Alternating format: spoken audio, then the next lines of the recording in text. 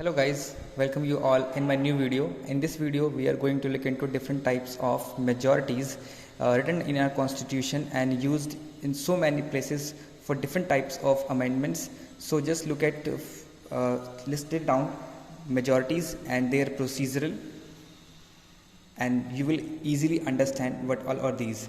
If we talk about simple majority, in this majority we just have to secure 50% plus 1 of whom they are present and voting.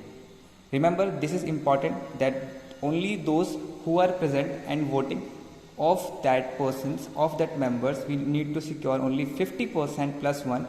For example, if we take, like we know that total strength of our Lok Sabha is sanctioned, that is 545. If we think that 545 out of this, 540 contested and won the elections, out of this only 520 presented and 20 absent. So those who are absent, they will get deducted from the total members who are contested and elected the Lok Sabha.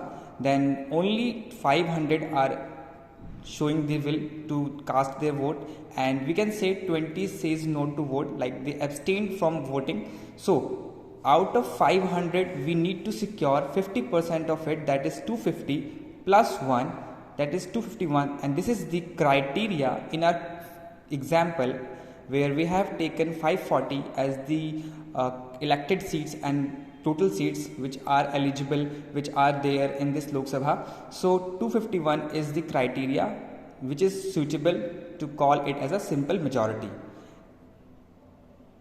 Next one is absolute majority. Here we look into 50% of total strength. So there is a minor difference that where we are looking into present and voting, here we have to take total strength and plus 1. So this is quite difficult than the simple majority, because here you need to take consideration of all those who are present or not present, vacant, doesn't matter. There is no relevance for whom those are present or voting.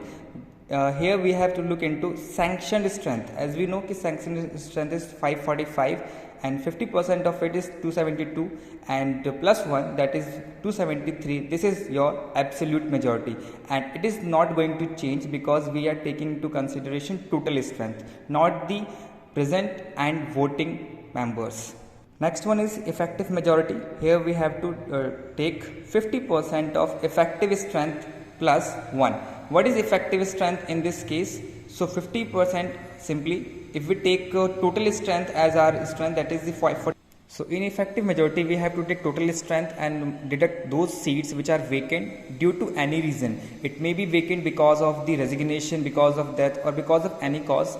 So these vacant seats has to be deducted from the total strength, and then 540 which is remaining in our example, 540 is the half is 270 and plus 1. This is your effective majority, where we have to look what are the vacant seats are there, and we have to deduct it, and then we have to find out the 50% of it and plus 1.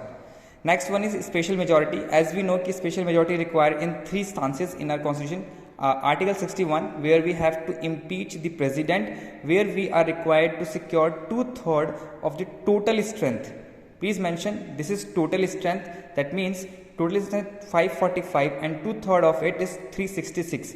So for the impeachment of president, you have required 366 votes to impeach him or her.